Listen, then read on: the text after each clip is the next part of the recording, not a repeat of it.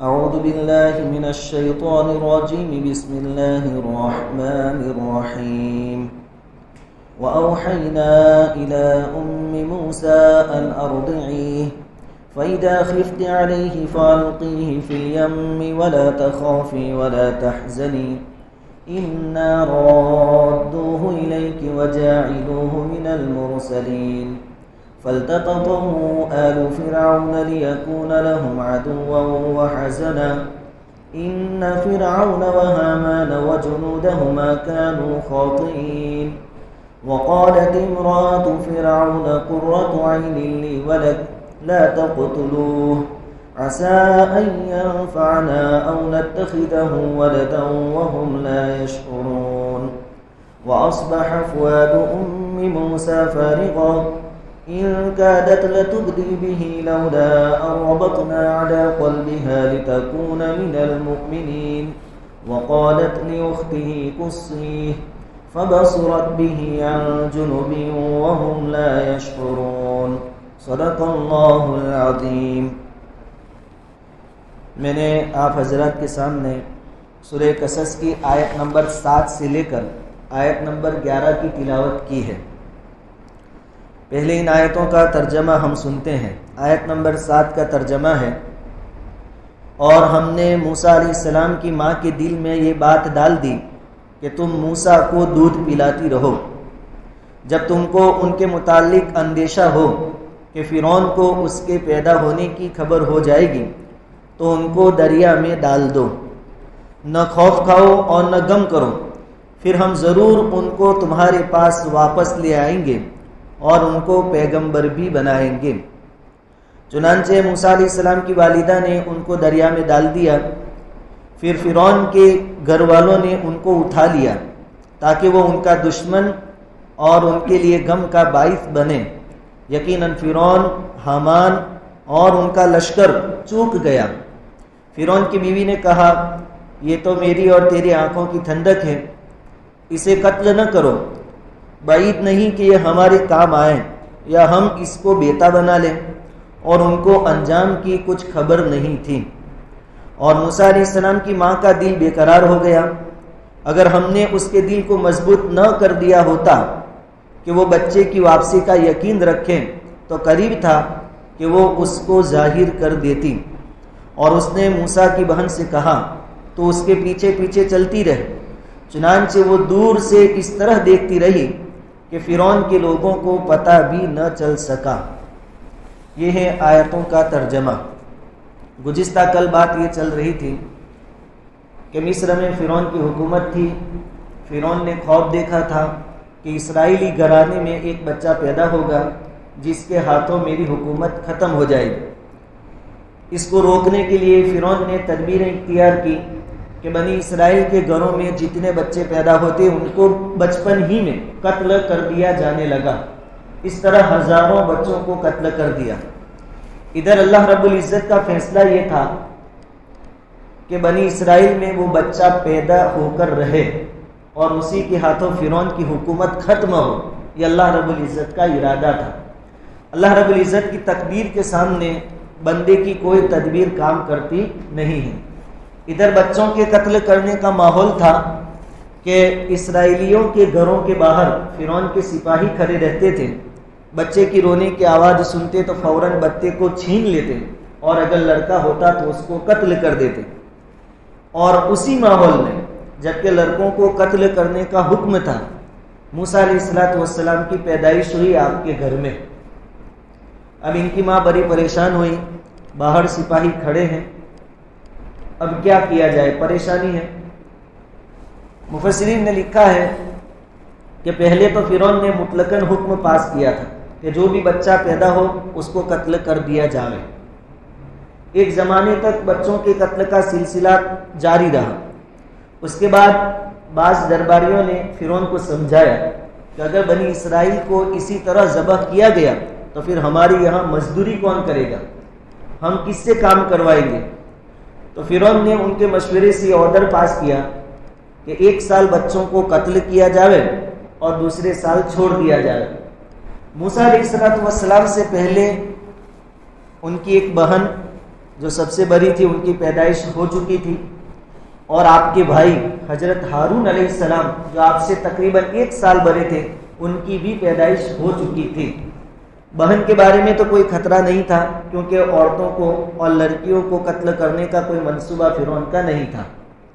لیکن ہارون علیہ السلام جس سال پیدا ہوئے غالباً وہ سال تھا جس میں لڑکوں کو ذبح نہیں کرنے کا آرڈر پاس کیا تھا، لیکن اللہ تعالیٰ اپنی قدرت کا اظہار فرمانا چاہتے تھے۔ موسیٰ علیہ السلام بھی اس سال پیدا ہو سکتے تھے کہ جس سال بچوں کے قتل کا آرڈر نہ ہو، لیکن اللہ تعالیٰ اپنی قدرت دکھانا چاہتے تھے۔ موسیٰ علیہ السلام کی پیدائش اس سال ہوئی جس سال بچوں کو قتل کرنے کا حکم تھا۔ اب باہر سپاہی ہے، گھر میں چھوٹا بچہ ہے، موسیٰ علیہ السلام کی والدہ پریشان ہے، تو اللہ رب العزت نے موسیٰ علیہ السلام کی والدہ کو ایک بات بتائی۔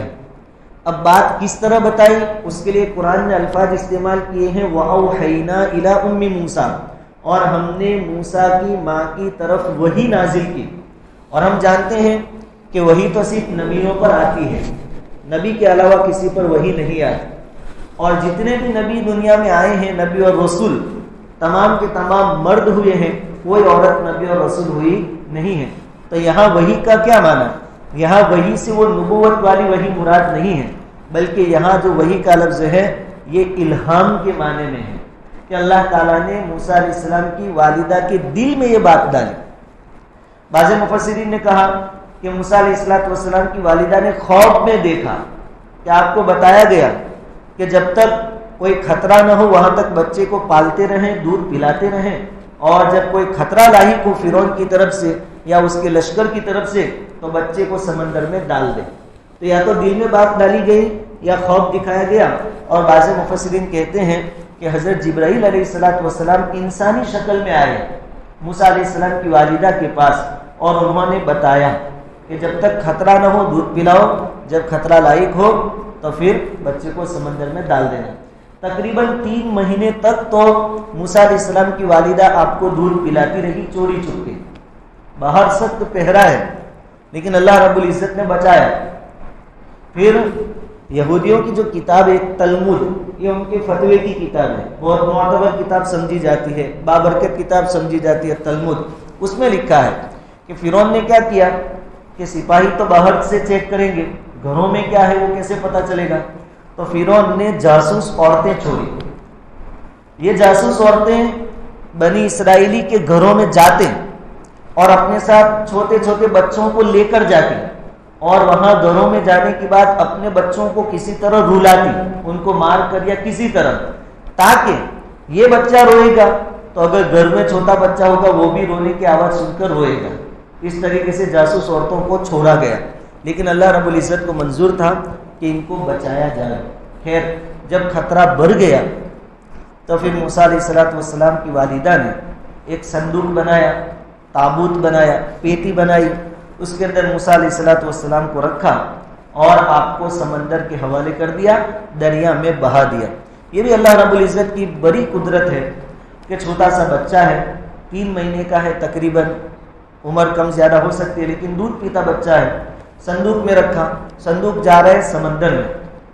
اب اگر صندوق میں سوراخ کرے تاکہ بچے کو آکسیجن ملے تو صندوق میں پانی آ جائے، صندوق ڈوب جائے، بچہ ڈوب جائے، اور اگر سوراخ نہ کرے صندوق میں تو بچے کو آکسیجن نہیں ملے گا، بچہ یوں ہی مر جائے گا، دم گھوٹ کر مر جائے گا۔ لیکن اللہ رب العزت کی قدرت کاملہ کام کر رہی تھی۔ موسیٰ علیہ السلام کی والدہ نے صندوق میں رکھا، آپ کو سمندر کے حوالے کیا۔ اللہ تعالیٰ نے جب یہ الہام کیا موسیٰ علیہ السلام کی والدہ کے دل میں، جب یہ بات بتائی اس وقت یہ بھی بتایا تھا لا تخافی، ڈرنا مت، ولا تحزنی، غمگین مت ہونا، انا رادوہ الیک، ہم نہ صرف اس کی حفاظت کریں گے بلکہ اس کو تیرے پاس واپس بھی لوٹائیں گے، اور لوٹائیں گے وجاعلوہ من المرسلین، تمہارے بچے کو تو ہم رسول بھی بنائیں گے، نبوت بھی دی جائے گی، رسالت بھی دی جائے گی، آپ غم نہ کریں۔ خیر، اللہ رب العزت کا وعدہ سچ ہوتا ہے۔ اب یہ صندوق جو تھا جس میں موسیٰ علیہ السلام کو رکھا گیا، وہ بہتے بہتے بہتے سمندر کے اس پار پہنچا۔ غالباً بستی اس طریقے سے ہوگی کہ جو فرعونی تھے، جو درباری اور بڑے لوگ سمجھے جاتے تھے وہ سمندر کے اس کنارے رہتے ہو، اور جو بنی اسرائیل تھے جو غریب اور مظلوم اور دبے کچلے تھے وہ سمندر کی اس پار رہتے ہو۔ یہاں سے صندوق روانہ ہوا، سمندر کی موجیں اس کو تھپیرے مارتے ہوئے وہاں تک لے گئی۔ وہاں اس دن فرعون اپنی بیوی اور درباریوں کے ساتھ دربار سجا کر بیٹھا ہوا تھا۔ سامنے سے صندوق نظر آیا، سپاہیوں کی نظر گئی، سپاہیوں نے صندوق کو سمندر سے نکالا اور لا کر فرعون کے سامنے رکھ دیا کہ یہ کوئی چیز سمندر میں آئی ہے۔ میاں بیوی دونوں بیٹھے ہیں۔ فرعون کو اپنی بیوی سے بہت محبت تھی۔ فرعون کی بیوی کا نام ہے آسیہ، بہت نیک خاتون تھی۔ ایک حدیث میں آیا ہے کہ عورتوں میں بھی کامل عورتیں 3 ہوئی ہیں۔ مردوں میں کاملین ہوتے ہیں، کامل بزرگ، کامل اللہ والے، عورتوں میں 3 عورتیں ہوئی ہیں۔ اس میں ایک آسیہ ہے، آسیہ بنت مزاحم، مزاحم کی بیٹی آسیہ جو فرعون کی بیوی تھی، یہ کامل عورت ہوئی ہے۔ اسی طرح حضرت خدیجہ رضی اللہ تعالیٰ عنہ، یہ بھی کامل عورت ہوئی ہے۔ اور اسی طرح عمران کی بیٹی مریم یعنی عیسیٰ علیہ السلام کی والدہ، یہ 3 عورتیں کامل ہوئی ہیں۔ اس حدیث کی سند میں محدثین نے کچھ کلام کیا ہے، اس کو ضعیف قرار دیا ہے، خیر یہ تو ایک الگ بات ہے۔ آسیہ بہت نیک عورت تھی۔ اور ایک اور روایت میں آتا ہے کہ جب حضرت خدیجہ رضی اللہ تعالیٰ عنہ کا آخری وقت تھا تو نبی کریم صلی اللہ علیہ وسلم ان کے پاس تشریف لے گئے اور حضور نے فرمایا کہ آپ جنت میں جا رہی ہیں، وہاں میری دوسری 2 عورتیں اور بھی ہیں، بیویاں۔ اللہ تعالیٰ نے جنت میں میرا نکاح کروایا ہے کس کے ساتھ؟ آسیہ کے ساتھ جو فرعون کی بیوی تھی۔ اسی طریقے سے مریم کے ساتھ جو عیسیٰ علیہ السلام کی والدہ تھی، اور اسی طریقے سے موسیٰ کی بہن جس کا تذکرہ ابھی آگے آئے گا، موسیٰ علیہ السلام کی بہن جس کا نام اکثروں نے کلثوم بتایا ہے، بعضوں نے مریم بھی بتایا ہے، لیکن روایت کے اندر کلثوم کا لفظ لکھا ہے۔ تو ان 3 عورتوں کے ساتھ اللہ تعالیٰ جنت میں میرا نکاح کروائیں گے۔ حضرت خدیجہ رضی اللہ تعالیٰ عنہ نے پوچھا کہ اللہ تعالیٰ نے آپ کو یہ سب بتایا؟ حضور نے فرمایا کہ ہاں۔ تو خدیجہ نے برکت کی دعا دی کہ اللہ تعالیٰ تمہارے نکاح میں برکت دے۔ تو یہ آسیہ بہت نیک خاتون تھی، یہ بیٹھے ہوئے تھے۔ جیسے ہی صندوق کھولا گیا اس میں سے خوبصورت معصوم بچہ دکھائی دیا۔ بچے تو ایسے ہی معصوم ہوتے ہیں، لیکن اللہ تعالیٰ نے موسیٰ علیہ السلام کے اوپر خاص طور پر معصومیت کا پردہ ڈال دیا، حسن کا پردہ ڈال دیا تھا، بہت خوبصورت تھے۔ اور ادھر بات یہ تھی کہ آسیہ کو فرعون سے کوئی اولاد نہیں تھی۔ جیسے ہی خوبصورت اور معصوم بچہ دیکھا، اور ادھر اللہ تعالیٰ نے وَأَلْقَيْتُ عَلَيْكَ مَحَبَّةً مِّنِّي، موسیٰ علیہ السلام کی محبت لوگوں کے دلوں میں ڈال دی۔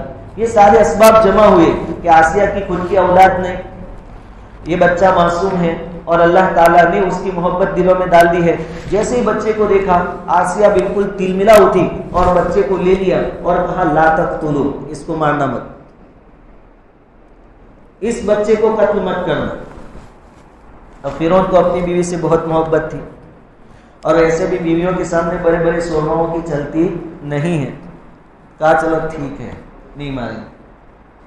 فَالْتَقَطَهُ آلُ فِرْعَوْنَ، قرآن کتنی اچھی طریقے سے بیان کرتا ہے کہ دیکھو فرعون نے اور فرعونیوں نے اس کو اٹھا لیا ہاتھوں ہاتھ، لِيَكُونَ لَهُمْ عَدُوًّا وَحَزَنًا، تاکہ انجام کار کیا بنے گا؟ ان کا دشمن بنے گا اور ان کے لیے غم کا سامان بنے گا یہ بچہ۔ لیکن ان کو پتہ نہیں تھا ان فرعون وہامان وجنودہما کانوا خاطئین، فرعون بھی غلطی میں تھا، حامان کی بھی غلطی تھی، اور دونوں کے جو لشکر تھے سپاہی وہ بھی چوکے اس موقع پر۔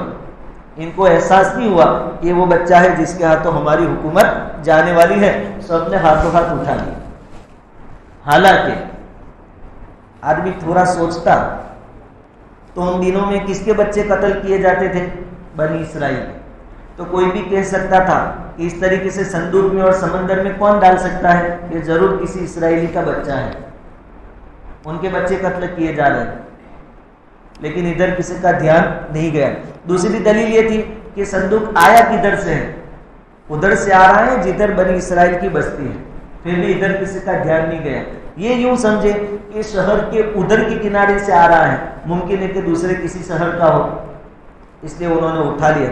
یا انہوں نے یہ سوچا ہو کہ اتنے سارے بچوں کو مار دیا، یہ بچہ ہمارا کیا بگاڑ لے گا، یا یہ سوچا ہو کہ چلو مان لو کہ اسرائیلی بچہ ہے لیکن رہے گا تو ہمارے گھر میں، ہمارے یہاں پرورش پائے گا، تو دھیرے دھیرے وہ بھی ہمارے رنگ میں رنگ جائے گا۔ بڑا ہو کے یہ بھول جائے گا کہ میں اسرائیلی ہوں، یہ بھی قبطی بن جائے گا، ہماری قوم کا بن جائے گا۔ چونکہ کسی کی پرورش بچپن سے ہی ہو تو وہ آدمی پھر اس رنگ میں رنگ جاتا ہے۔ تو بہت ساری وجوہات سامنے رہی، لیکن اصل جو اسباب تھی جس کی طرف دھیان دینا چاہیے تھا ادھر کسی کی توجہ نہیں گئی، اور انہوں نے صندوق میں سے بچے کو اٹھا لیا۔ وقالت امرأة فرعون قرة عین لی ولد، فرعون کی بیوی بولی یعنی آسیہ نے کہا رضی اللہ عنہا کہ یہ تو میری آنکھوں کی ٹھنڈک ہے اور تیری بھی آنکھوں کی ٹھنڈک، اتنا پیارا بچہ ہے، اٹھا لیا فٹافٹ۔ لا تقتلوا، اس کو قتل مت کرنا، اتنا معصوم بچہ۔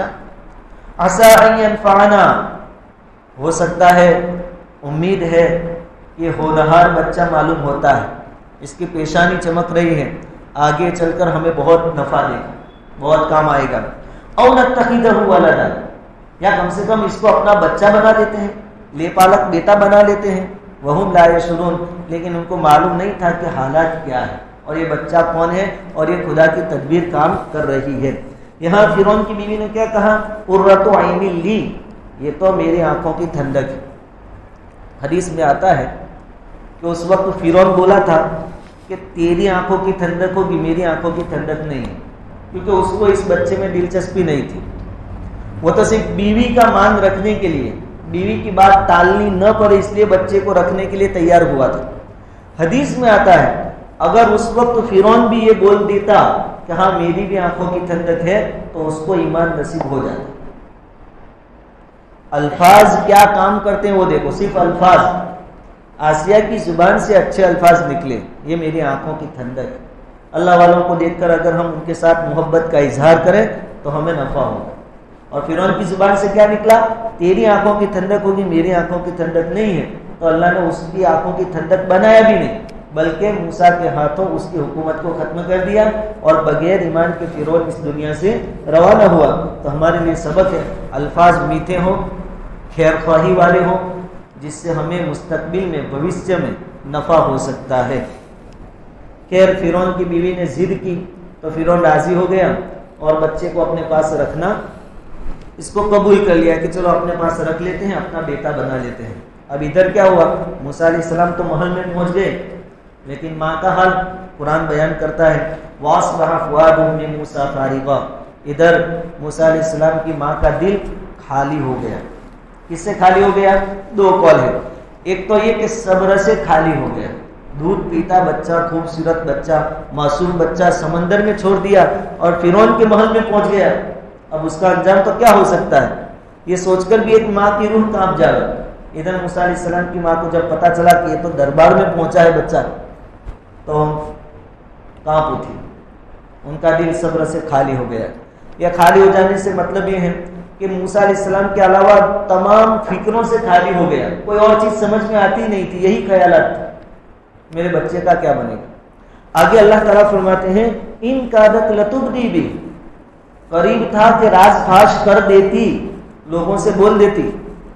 لولا ربطنا علی قلبہا، اگر ہم اس کے دل کو مضبوط نہ کرتے، اس کے دل پر گرہ نہ لگاتے، اس کو صبر نہ دیتے، تو قریب تھا کہ موسیٰ علیہ السلام کی والدہ اپنی زبان سے بول دیتی کہ وہ میرا بچہ ہے۔ لِتَكُونَ مِنَ الْمُؤْمِنِينَ، ہم نے اس کے دل کو اس لیے مضبوط کیا تاکہ اس کا یقین پکا ہو کہ اللہ نے جو وعدہ کیا تھا بچے کی حفاظت کا اور اس کے واپس لوٹانے کا، ہم اس کو اس کی آنکھوں سے دکھائیں کہ دیکھو ہمارا وعدہ اس طریقے سے پورا ہوا۔ اب ماں تو بے چین ہے، کچھ سمجھ میں نہیں آتا کہ کیا کیا جائے، نہ رہ سکتے ہیں نہ کسی کو کہہ سکتے ہیں، نہ سہ سکتے ہیں نہ کہہ سکتے ہیں۔ تو موسیٰ علیہ السلام کی والدہ نے اپنی جو بڑی لڑکی تھی، یعنی موسیٰ علیہ السلام کی بڑی بہن جن کا نام کلثوم اکثر نے بتایا اور بعضوں نے مریم بتایا، اس سے یوں کہا وَقَالَتْ لِأُخْتِهِ قُصِّيهِ، موسیٰ علیہ السلام کی والدہ نے اپنی بڑی لڑکی سے کہا کہ وہ بچے کے پیچھے پیچھے جاؤ، جب سمندر میں ڈالا تب بچے کے پیچھے پیچھے جاؤ۔ فَبَصُرَتْ بِهِ عَنْ جُنُوبٍ وَهُمْ لَا يَشْعُرُونَ، وہ لڑکی اتنی ہوشیار تھی، اس کی عمر تلمود جو یہودیوں کی معتبر کتاب ہے اس میں 10-12 سال بتائی گئی، اتنی چھوٹی لڑکی لیکن اتنی ہوشیار تھی، اتنی صفائی سے کام کیا، دور سے بچے کو دیکھتی رہی، یعنی اپنے بھائی کو اور صندوق کو دیکھتی رہی، لیکن فرعونیوں کو پتہ نہیں چلا کہ یہ صندوق کے پیچھے آ رہی ہے، کسی کو پتہ نہیں چلا۔ اور یہ موسیٰ علیہ السلام کی بہن دھیرے دھیرے صندوق کے پیچھے پیچھے دور سے نظر رکھتے رکھتے محل تک پہنچ گئے. اس نے سب ماجرا دیکھا اور اپنی ماں کو سب اطلاع دیتی رہی کہ محل تک پہنچ گیا ہے. لوگوں نے اس کو ہاتھوں ہاتھ اٹھا لیا ہے. اب آگے وَحَرَّمْنَا عَلَيْهِ الْمَرَاضِعَ مِنْ قَبْلُ. اب چھوٹا بچہ ہے, دودھ پینے کا مسئلہ, دودھ پلانا پڑے گا. تو یہ تو شاہی محل تھا, اعلان کیا گیا. اس زمانے میں بھی عورتیں اناگیری کرتی تھیں, یعنی شہروں سے بچوں کو دودھ پلانے کے لیے دیہاتوں میں لے جایا کرتی تھی. جیسے خود ہمارے نبی کریم صلی اللہ علیہ وسلم نے حضرت حلیمہ کا دودھ پیا ہے رضی اللہ تعالیٰ عنہ. تو شہروں سے بچوں کو دیہاتوں میں روانہ کیا جاتا تھا, تو کچھ عورتیں دودھ پلانے والی ہوتی تھیں. تو فرعون کے محل سے اعلان ہوا کہ دودھ پلانے والیوں کو بلایا جائے. اناؤں کی لائن لگ گئی, دودھ پلانے والی عورتوں کی لائن لگ گئی. ایک ایک باری باری بچے کو اٹھاتی اور دودھ پلانے کی کوشش کرتی. لیکن اللہ تعالیٰ فرماتے ہیں وَحَرَّمْنَا عَلَيْهِ الْمَرَاضِعَ, دودھ پلانے والیوں کو ہم نے موسیٰ علیہ السلام پر حرام کر دیا. اب یہ حرام شریعت میں جس کو حرام کہتے وہ مراد نہیں ہے, کیونکہ موسیٰ علیہ السلام تو ابھی نابالغ بچے ہیں اور نابالغ شریعت کا مکلف نہیں ہوتا. یہاں حرام سے مراد ہے کہ موسیٰ علیہ السلام کی طبیعت میں اللہ تعالیٰ نے نفرت ڈال دی, طبیعت ایسی بنا دی کہ کسی کی چھاتی قبول نہیں کرتے تھے. بہت کوشش کی, کیونکہ اگر بچہ دودھ پی لے تو اس انا کا کام بن جائے, اس دایا کا کام بن جائے, فرعون کے وہاں سے محل سے وظیفہ ملتا ہو جائے, روزی روٹی کا انتظام ہو جائے, اس کا اعزاز و اکرام ہو. لیکن موسیٰ علیہ السلام کسی کا دودھ قبول نہیں کرتے تھے. اب آسیہ پریشان کہ اتنا اچھا بچہ اگر دودھ نہ ملا وقت پر تو ضائع ہو جائے گا, اس کی جان چلی جائے گی, کیا کیا جائے. تو موسیٰ علیہ السلام کی بہن جو وہاں پہنچی تھی اس نے کہا, فقالت, موسیٰ علیہ السلام کی بہن بولی, هل ادلکم علی اہل بیت, میں تم کو ایک ایسا گھر بتاؤں, یکفلونہ لکم, جو اس بچے کی پرورش کرے گا تمہارے لیے, وہم لہ ناصحون, اور وہ بچے کے خیر خواہ بھی ہوں گے. میں ایک ایسی عورت کو جانتی ہوں, موسیٰ علیہ السلام کی بہن کہہ رہی ہے, اور اپنی ماں کے بارے میں کہہ رہی ہے. یہ نہیں کہا کہ میری امی, کہا کہ ایک گھر بتاؤں, بہت نیک خاتون ہے اور بہت دیندار بھی ہے, بچے سے خیر خواہی بھی کرے گی اور تمہارا یہ مسئلہ حل ہو جائے گا. اب مرتا کیا نہ کرتا. فرعون کے حکم سے موسیٰ علیہ السلام کی والدہ کو محل میں بلایا گیا دودھ پلانے کے لیے. فرددناہ الی امہ, قرآن کہتا ہے کہ ہم نے موسیٰ علیہ السلام کو اس کی ماں کی گود میں واپس لوٹا دیا. یہ اللہ کا وعدہ تھا کہ آپ کے پاس آپ کے بچے کو ہم واپس لے آئیں گے. کئی تقر عینھا, تاکہ ان کی آنکھیں ٹھنڈی ہو, ولا تحزن, اور تاکہ وہ غم نہ کرے, ولتعلم, اور وہ جان لے, ان وعد اللہ حق, کہ اللہ کا ہر وعدہ بالکل سچا ہوتا ہے, ولکن اکثرهم لا يعلمون, لیکن بات یہ ہے کہ اکثر لوگ اس بات کو مانتے نہیں ہیں کہ اللہ جو وعدہ کرتا ہے وہ پورا کر کے دکھاتا ہے. جیسے ہی موسیٰ علیہ السلام کی والدہ محل میں پہنچی, موسیٰ علیہ السلام کو اپنے ہاتھ میں اٹھایا. مفسرین نے لکھا ہے کہ موسیٰ علیہ السلام نے اپنی ماں کی خوشبو سونگھ لی اور فوراً دودھ پینا شروع کر دیا. اب یہ موقع تھا جہاں فرعون اور فرعونیوں کو پھر سے شک ہونا چاہیے تھا کہ سب کا دودھ نہیں پیا, نہیں اس کا کیوں پیا. یہ تو اسرائیلی عورت ہے, یہ بچہ اسی کا ہوگا. کسی کا دھیان ادھر نہیں گیا, سب خوش ہو گئے کہ چلو بچے نے جیسے تیسے کر کے دودھ پینا شروع کر دیا. کسی کا دھیان ادھر نہیں گیا. جہاں خطرے کی گھنٹی بج رہی تھی کسی کا دھیان نہیں, سب خوشیاں منا رہے ہیں. اور دودھ پلانے کے لیے موسیٰ علیہ السلام کی ماں کے حوالے کر دیا گیا. موسیٰ علیہ السلام کی والدہ نے کہا کہ میرے لیے محل میں رہنا ممکن نہیں ہے, آپ کی اجازت ہو تو میں بچے کو اپنے گھر لے جاؤں, کھلی ہوا میں لے جاؤں. تو یہ شرط بھی آپ کی قبول کر لی گئی. اس طریقے سے موسیٰ علیہ السلام اپنے خود کے گھر میں واپس پہنچا دیے گئے. اور دودھ پلانے کا موقع تو اللہ نے دیا, ساتھ میں فرعون کے محل سے وظیفہ بھی شروع ہو گیا, دودھ پلانے کی اجرت, انعام بھی ملا. اب یہ کیسی خوش نصیب عورت ہے کہ خود کے بچے کو دودھ پلا رہی ہے, بچہ واپس مل گیا اور ساتھ میں انعام بھی مل رہا ہے. یہ اللہ رب العزت کی قدرت ہے. اللہ تعالیٰ جو تقدیر, جو فیصلے کرتے ہیں انسانوں کی سمجھ سے پرے ہوتے ہیں. بہت سارے انسانوں کو اس کا پتہ نہیں چلتا ہے۔ ان وعد اللہ حق، اللہ کا وعدہ سچا ہے، ولکن اکثرهم لا یعلمون، لیکن اکثر لوگ جانتے نہیں ہیں۔ یہ آیتیں نبی کریم صلی اللہ علیہ وسلم کو سنائی جا رہی تھی، کب؟ جبکہ آپ مکہ چھوڑ کر مدینہ جا رہے تھے ہجرت کرتے ہوئے۔ تب جبرائیل علیہ السلام نے پوچھا تھا کہ محمد مکہ یاد آتا ہے؟ حضور نے فرمایا کہ ہاں مجھے میرا مکہ یاد آتا ہے، وطن یاد آتا ہے۔ اس وقت یہ قصہ سنایا گیا تو اللہ کے نبی کو کتنا اطمینان ہو گیا ہوگا کہ دیکھو جس اللہ نے چھوٹے سے بچے کی سمندر میں حفاظت کی اور جیسا وعدہ کیا تھا ویسا اس کی ماں کی گود میں پہنچا دیا، وہی اللہ آج میں چاہے مکہ سے جا رہا ہوں لیکن مجھ سے وعدہ کر رہا ہے کہ مکہ آپ کے حوالے کیا جائے گا۔ تو اللہ کے نبی صلی اللہ علیہ وسلم کے سینے میں ٹھنڈک ہو گئی ہوگی کہ یقیناً اللہ کا وعدہ سچا ہے، ایک وقت آئے گا کہ مکہ میرے حوالے کر دیا جائے گا۔ اور سن ہجری 8 میں صرف 8 سالوں کے بعد مکہ میں حضور فاتحانہ شان کے ساتھ داخل ہوئے، اس حال میں کہ مکہ والوں کے سر، جو آپ کو کوئی پاگل کہتا تھا، کوئی دیوانہ کہتا تھا، کوئی پتھر مارتا تھا، کوئی گالیاں بکتا تھا، جنہوں نے گستاخیاں کی تھی، سب کے سر جھکے ہوئے تھے اور حضور کا سر اونچا تھا، حضور سواری پر سوار تھے۔ اللہ تعالیٰ نے اپنا وعدہ پورا کر دیا۔